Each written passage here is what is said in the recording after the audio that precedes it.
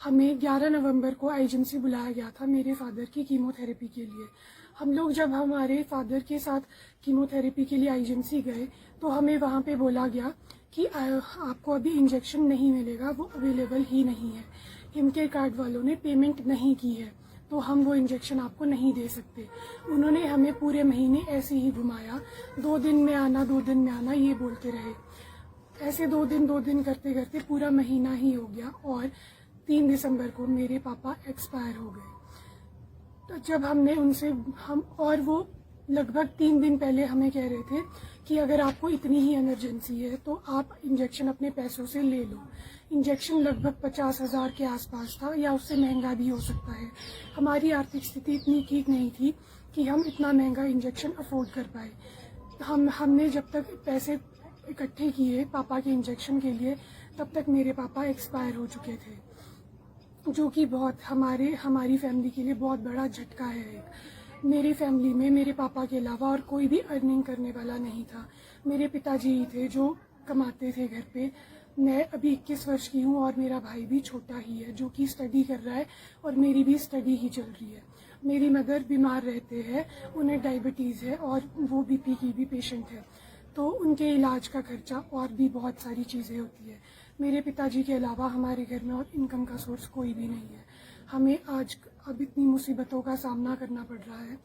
हम बहुत परेशान हो चुके हैं इन चीज़ों से। मैं बस यही चाहती हूँ कि इसमें जिसकी भी गलती है उसके खिलाफ कार्रवाई की जाए।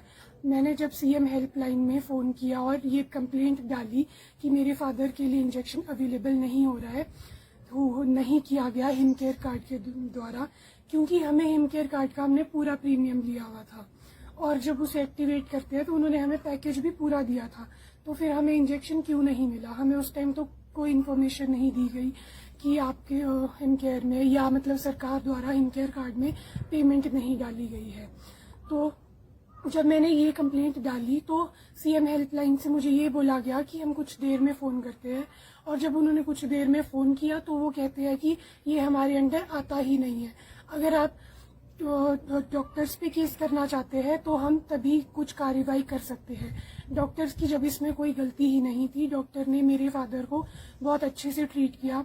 डॉक्टर द्वारा तो मेरे पिताजी का अच्छा ट्रीटमेंट चल रहा था, पर जो हिमकेयर कार्ड से इंजेक्शन अवेलेबल ही नहीं हुआ, इंजेक्शन ना मिलने की वजह से मेरे पिताजी को ज़्यादा प्रॉब्लम आई और उस वजह से वो एक्सपायर हो गए। तो सीएम हेल्पलाइन नंबर पे वो एक्सेप्ट ही नहीं कर रहे थे कंप्लेंट को। मेरी बार बार कंप्लेंट करने के बाद तो उन्होंने मुझे कॉल बैक करना ही बंद कर दिया था और वो बस यही बोल रहे थे कि ये हमारे अंडर नहीं आता, हम इस पर कोई कार्रवाई नहीं कर सकते। अगर डॉक्टर के ऊपर केस करना है या कुछ, हम तभी कुछ एक्शन ले सकते हैं।